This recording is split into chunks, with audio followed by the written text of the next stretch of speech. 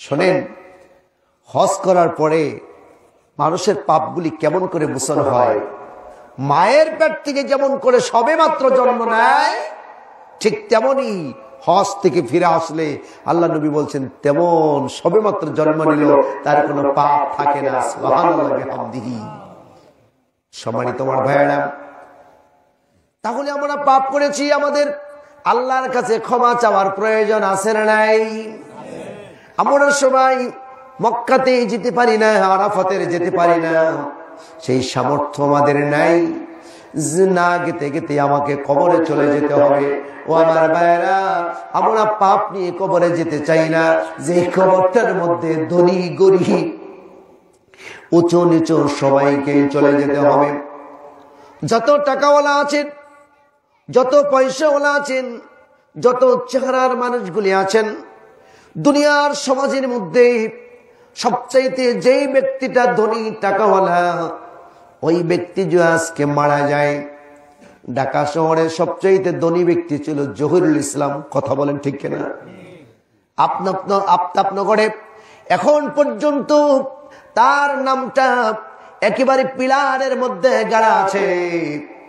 ওই রাস্তাটার নাম রেখেছেন জহিরুল ইসলাম সড়ক। আপনারা দেখেছেন কি?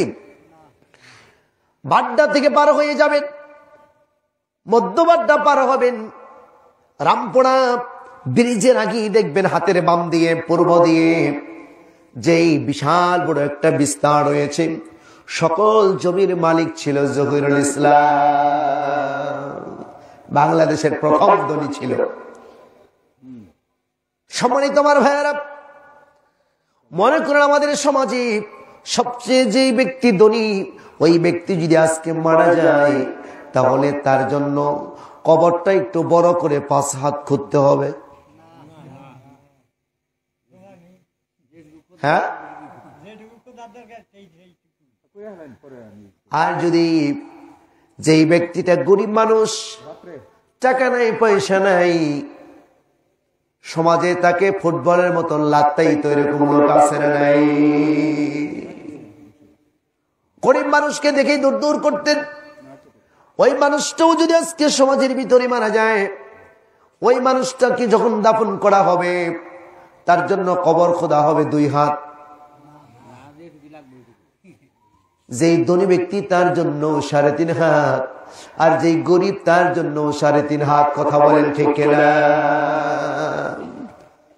একই সমান জায়গা।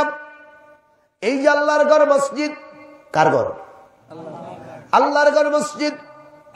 এখানে বসে আছে প্রধান অতিথি মেম্বার মহোদয়, এখানে বসে আছেন সভাপতি, এখানে বসে আছে বক্তা, এখানে পরিচালক, এখানে আপনারা হলেন শ্রোতা। কথা বলেন ঠিক কিনা?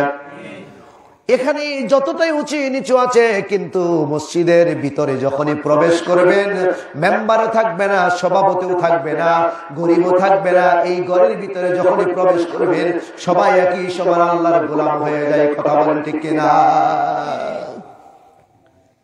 এই ঘরের ভিতরে যখন প্রবেশ করবেন,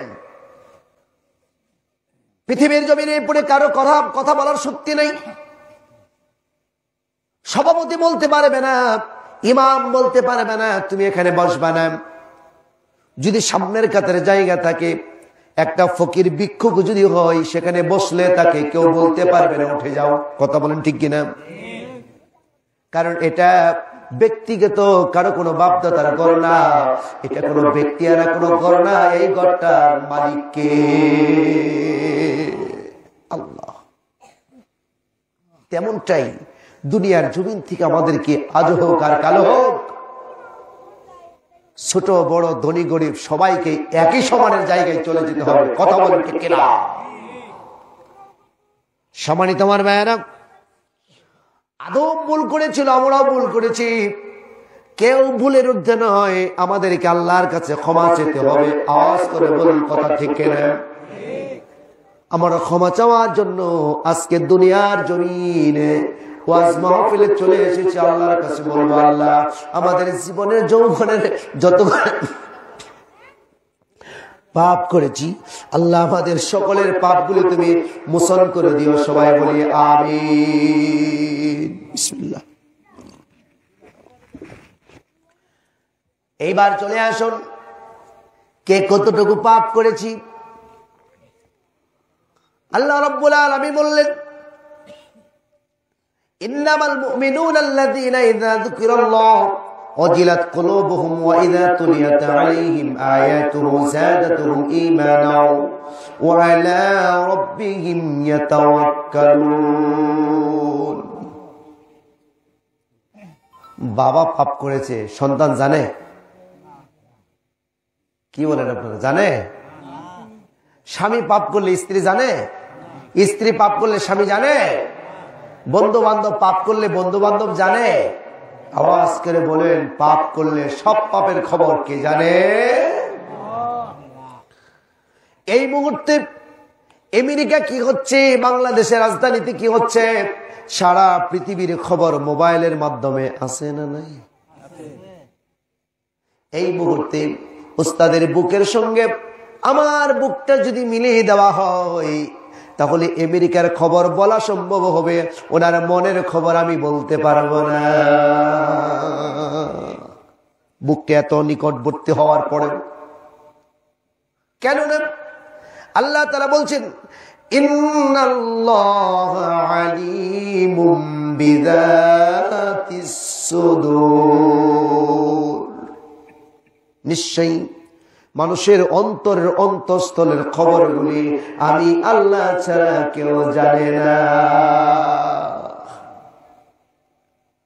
কতগুলি পাপ নিয়ে আজকের মাহফিলে চলে এসেছি। ও আমার ভাইয়েরা, কষ্ট করে চলে এসেছেন, অবশ্যই লাভের প্রয়োজন আছে। কথা বলেন ঠিক কিনা?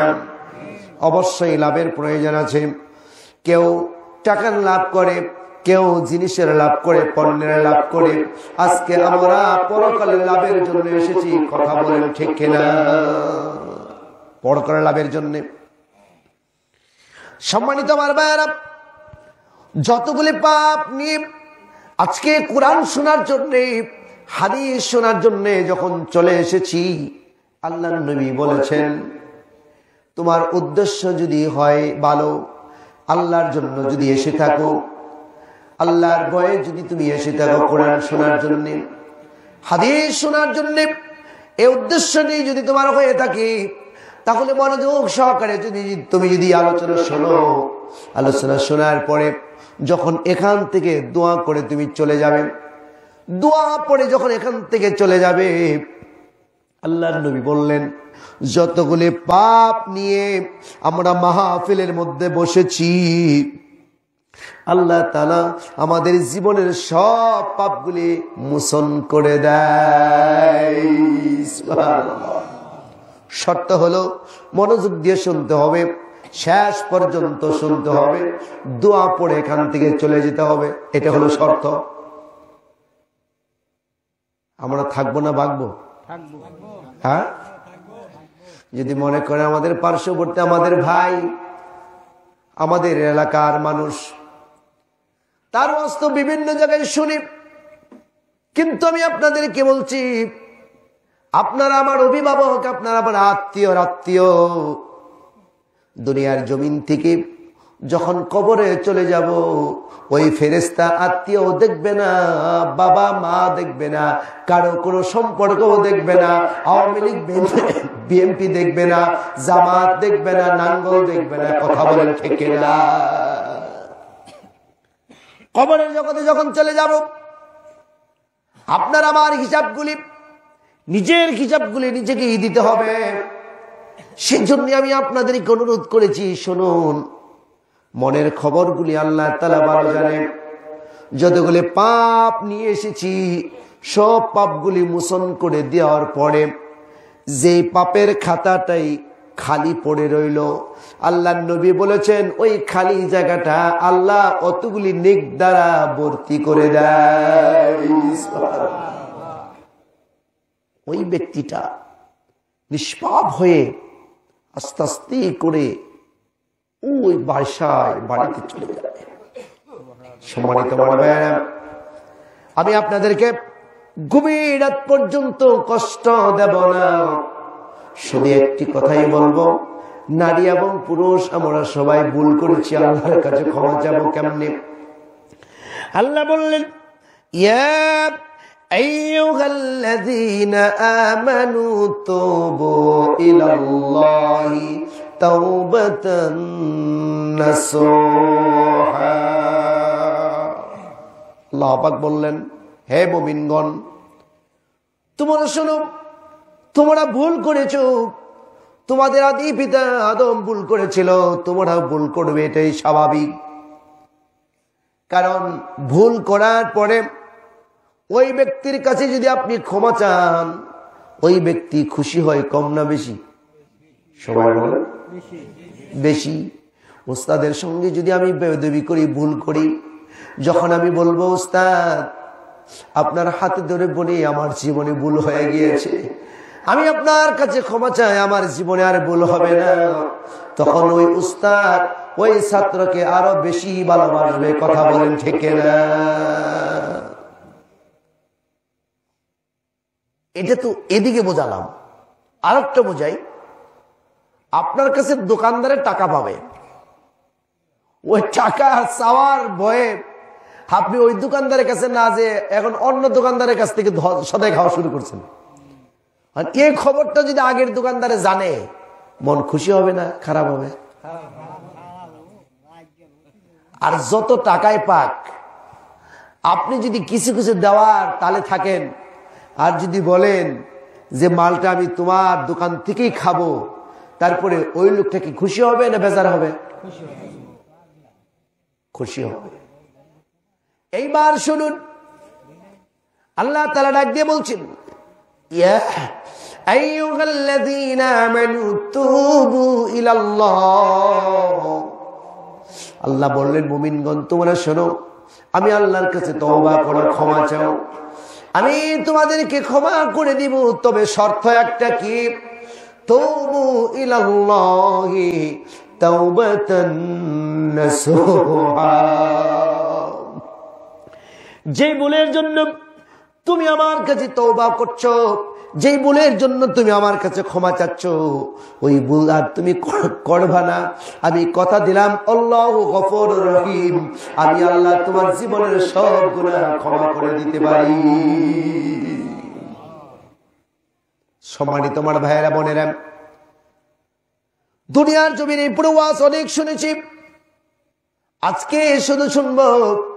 ও আমার ভাইয়েরা, ও আমার মা বোনেরা, আমরা সবাই কবরে চলে যাব, কেউ কবর থেকে পালাবার কোনো সুযোগ থাকবে না। আল্লাহ এইবার বলছেন, শুনুন শ্বশুর, আপনাদের এলাকায়, আপনাদের সমাজে কত ঘর সমাজ? 75 ঘর। আপনাদের লজ্জা দেওয়ার জন্য বলছি না, আপনারা এই সমাজে কয়জন একটু হাত তুলে দেখান তো, দেখান, আমি গুনবো।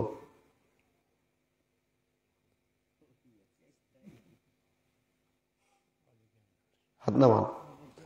আমি অঙ্কটা বললাম না, কেন বললাম না তাকে জানেন? আপনাদের এই প্রোগ্রামটা দেশ বিদেশ অল সাইটে এখন ফেসবুকের মাধ্যমে বলছে।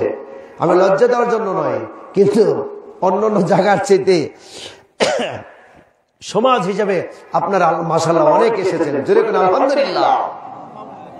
তারপরেও আরো অনেক মানুষ আছে না নাই?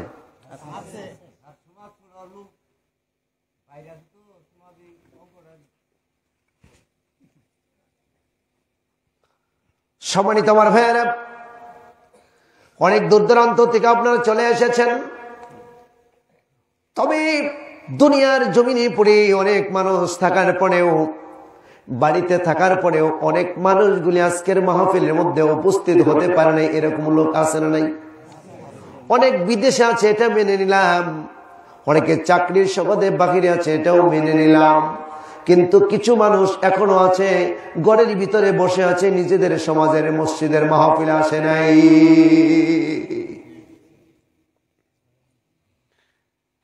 আমি বোঝার জন্য বলছি, শুনুন, আজকের এই মাহফিল থেকে আপনি ফাঁকি দিতে পারলেন, আপনাকে কেউ জরিমানা করবে না, আপনাকে কেউ শাস্তির আওতায় আনবে না, যেহেতু এটা কোরআন শাসিত ইসলামিক রাষ্ট্র না, ঠিক না?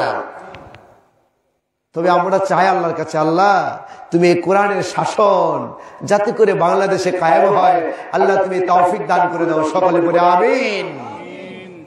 দোয়াটা তো করতে পারবো। আল্লাহ রাব্বুল আলামিন এইবার দেখেন কি বললেন, কোরআনের মাহফিল থেকে তুমি পালাতে পারলা, ফাঁকি দিতে পারলা, মসজিদের আজান যখন হয় ফাঁকি দিতে পারলা। আল্লাহর কোরআন বলছে আইনামা তাকুনু ইদরিকুমুল মাউত ওয়ালাউ কুনতুম ফি বুরুজিম মুশাইয়াদা। আওয়াজ করে বলুন আল্লাহু আকবার। কার কথা? আল্লাহ রাব্বুল আলামিন বললেন তুমি ওয়াজ মাহফিল থেকে পালাতে পারলা, তুমি মসজিদের আজান শুনে পালাতে পারলাম। এমন কিছু মানুষ আছে হোসেনপুর থেকে পালিয়ে গেল, ডাকাতিয়া থেকে পালিয়ে গেল, বালুঘাট থেকে পালিয়ে গেল, ময়মনসিংহ থেকে পালিয়ে গেল।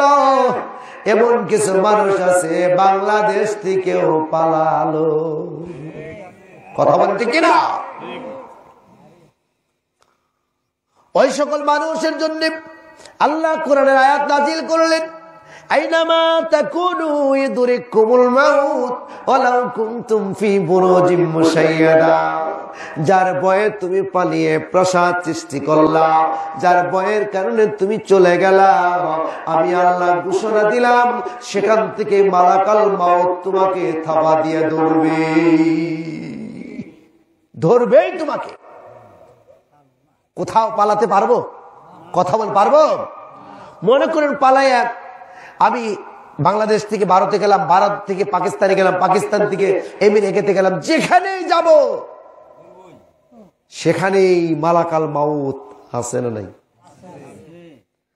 এই জন্য আল্লাহ তাআলা বললেন কোরআনের মাহফিল থেকে পালায়ও না, কারণ তুমি আজকে এই মাঠের মধ্যে আজকে আসবে না, মসজিদের আজান শুনে মসজিদে আসো না, ঠিকই দুনিয়ার জমিন থেকে যেদিন তুমি চলে যাবা মসজিদের গাড়ি যাবে একদিন তোমার বাড়ি। মসজিদের বারান্দায় একটা গাড়ি আছে, ওই গাড়িটার নাম হলো খাটিয়া গাড়ি। আজকে ইসাদিগিতে আমার বংশধরের মধ্যে আমার শ্রদ্ধেয় চাচা আজিজুর রহমান গবাম ইসাদিকে বাজারে দোকান করতো, আপনারা অনেকেই চিনেন। তিনার ছেলে হলো বাবুল। আহারে দুনিয়ার জমিন থেকে আমার গবা চাচা আজকে ইন্তিকাল করেছে। মাগরিবের পরে তার জানাজা দিয়ে আসলাম। ও আমার ভাইরা, আল্লাহর কাছে দোয়া করে আপনাদের কাছে দোয়া চাই, আল্লাহ যেন চাচাকে সকল ভুল ত্রুটি ক্ষমা করে আল্লাহ জান্নাতের উচ্চ মাকাম দান করেন। সবাই বলে আমিন। আপনি এই মাঠের মধ্যে না আসলেও কি হবে, যেদিন আপনি আসবেন ওই দিন আপনি জানবেন না, ইচ্ছেই হোক আর অনিচ্ছাই হোক, এখানে আপনার জানাজার জন্য আসতেই হবে। কথা বলেন ঠিক না? পালাইলে লাভ কি? পালাতে পারবো না। সেজন্য আমি আসুন দুনিয়ার জমিন থেকে যখন চলে যাব কবরে, তিনটা শব্দের তিনটা অক্ষরে একটি শব্দ, তার নাম হলো কবর। ওই কবরের মধ্যে নারীও যাবে, পুরুষও যাবে, ছোটও যাবে, বড় দুনিয়ার জমিন থেকে চলে যাবে। একটুখানি আসুন আল্লাহ তাআলা কি বলেছেন, ওমা কানা লিনাফসিন আন তামুতা ইল্লা বিইজনিল্লাহি কিতাবাম মুআজ্জালা। নির্ধারিত সময়ে যখন আমাদের কাছে মরণ চলে আসবে, ও ভাই, নির্ধারিত সময়ে যখন মরণ চলে আসবে, ভেবেছিলাম বাবা ভাবলো আমি যখন মারা যাব সন্তান কাঁধে করে আমাকে মাটি দিবে, কিন্তু এখন দেখতেছি বাবার কাঁধে সন্তানের বেশি সংখ্যক লাশ উঠে যাচ্ছে, অকাল মৃত্যুগুলি হচ্ছে, বাবার আগে সন্তান চলে যাচ্ছে। এরকম লোক আছে না নাই? অসংখ্য প্রমাণ আছে। সম্মানিত আমার ভাইয়েরা, আল্লাহ বলছেন তোমাকে যে কোনো মুহূর্তে দুনিয়ার জমিন থেকে চিরবিদায় হয়ে যেতে হবে। আমি ছোট দেখি না, বড় দেখি না, নারী দেখি না, পুরুষ দেখি না, আমি শিশু দেখি না, আমি কিশোরও দেখি না, আমি যৌবকও দেখি না, আমি বুড়াও দেখি না। আমার যখন হুকুম হয়ে যাবে আমি তার মায়ের পেটে রেখে মাকেও দুনিয়ার জমিন থেকে নিয়ে যেতে পারি, আছে না নাই? যে কোনো মুহূর্তে মরণ আসতে পারে। সম্মানিত আমার ভাইয়েরা, মরণ কত কাছে একটু শুনুন। আলী রাদিয়াল্লাহু তাআলা আনহুকে আল্লাহর নবী ডাক দিয়ে বললেন, আলী জি, মরণ তোমার কত কাছে বলো? ফজরের নামাজের পরে মনে হয় আসর, যোহর পড়তে পারবো না, যোহর পড়ে মনে হয় আসর পড়তে পারবো না, আসর পড়ে মনে হয় মাগরিব, মাগরিব পড়ে হয় মনে হয় এশা, এশা পড়ে ঘুমিয়ে যাব, মনে হয় ফজর হতে পারবে না। আল্লাহর নবী বললেন, অ্যানসার হয় নাই, উত্তর হয় নাই। তাহলে কি? নবী ডাক দিয়ে বলছেন, শোনো, ওরে আলী, তুমি 2 রাকাত নামাজের ভিতরে দাঁড়িয়ে গিয়েছো, নামাজ শেষ প্রায়, ডান দিকে সালাম ফিরিয়েছো, আসসালামু আলাইকুম, একদিকে সালাম ফিরিয়েছ, বাম দিকে সালাম ফিরানোর আগে তোমার কাছে মরণ আসতে পারে। কথা বলে ঠিক কিনা? মরণ আসতে পারে, মরণের তো কাছে।